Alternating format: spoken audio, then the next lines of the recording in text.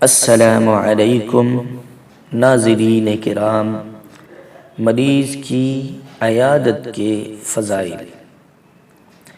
اللہ پاک اور نبی کریم صلی اللہ علیہ وسلم نے مریض کی عیادت کرنے کی تلقین فرمائی ہے، اور یہ ہر مسلمان پر دوسرے مسلمان کا حق ہے کہ اگر اس کا مسلمان بھائی یا بہن بیمار ہو جائے تو اس کی عیادت ضرور کرے۔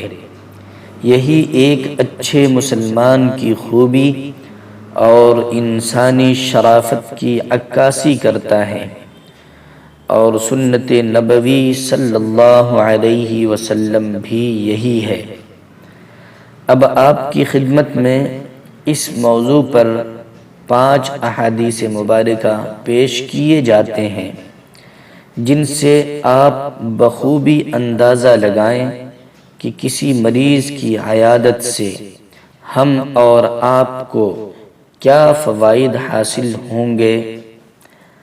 نمبر 1، حضور نبی کریم صلی اللہ علیہ وآلہ وسلم نے فرمایا، ایک مسلمان کے دوسرے مسلمان پر 5 حقوق ہیں، جن میں سے ایک بیمار کی عیادت کرنا بھی ہے۔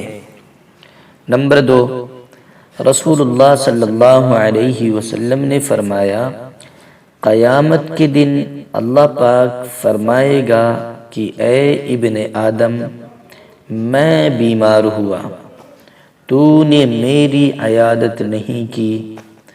وہ شخص کہے گا، اے میرے رب، میں تیری کیسے عیادت کرتا، حالانکہ تو رب العالمین ہے۔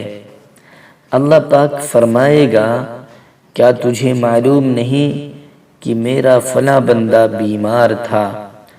اگر تو اس کی عیادت کرتا تو مجھے اس کے پاس پاتا۔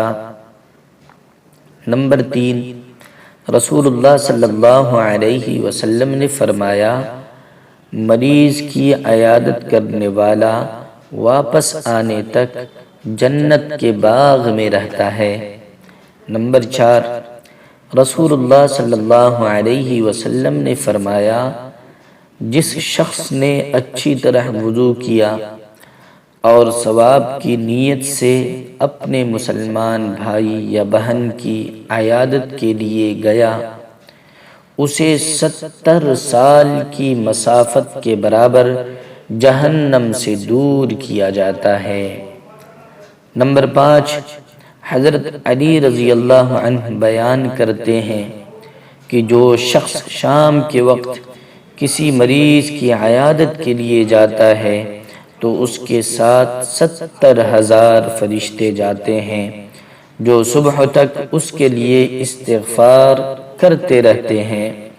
اور جو شخص صبح کے وقت کسی مریض کی عیادت کے لیے جاتا ہے تو اس کے ساتھ 70,000 فرشتے جاتے ہیں، اور شام تک اس کے لیے استغفار کرتے رہتے ہیں، اور اس کے لیے جنت میں ایک باغ ہوگا۔ ہمارے معاشرہ میں ہر چیز ایک رسم بن کر رہ گئی ہے۔ اگر کوئی بیمار ہو جائے تو اس کی عیادت کو جانا ایک درد سر بن جاتا ہے کہ فلاں بھائی بہن کو دیکھنے بھی جانا ہے، 2 دن ہو گئے وہ بیمار ہے۔ وہ کہے گا یا کہے گی کہ میں اس کو دیکھنے بھی نہ آیا۔ مریض کی عیادت کو نیک کام نہیں بلکہ ایک بوجھ سمجھا جاتا ہے، اور عیادت کرنے کے بعد ایسا محسوس کرتے ہیں جیسے سر پر سے کوئی بہت بڑا بوجھ اتر گیا ہو۔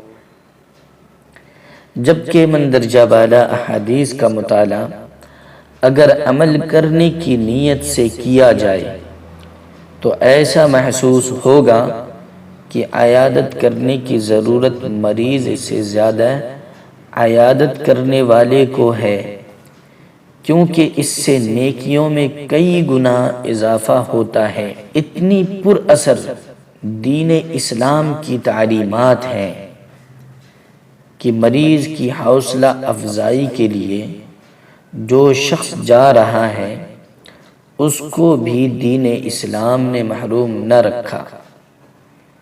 پھر ہم یہ مشاہدہ کرتے ہیں کہ جب مریض کی عیادت کی جاتی ہے تو ایک طرح سے وہ عیادت کرنے والے کا احسان مند ہوتا ہے کہ آپ نے وقت نکال کر میری خیریت دریافت کی، یعنی آپس میں محبت بڑھتی ہے۔ دکھ درد میں شریک ہونا بندہ کی اخلاقی تربیت کی عکاسی کرتا ہے، اور عیادت کو نظر انداز کرنا انسانی شرافت کے خلاف اور سنت نبوی صلی اللہ علیہ وسلم کی مخالفت کی عکاسی کرتا ہے۔ اللہ پاک ہمیں صحیح سمجھ اور عمل کرنے کی توفیق عنایت فرمائے، اور مریض کی عیادت جیسی مبارک سنت پر عمل کرنے کی توفیق عطا فرمائے، آمین۔ والسلام علیکم ورحمۃ اللہ وبرکاتہ۔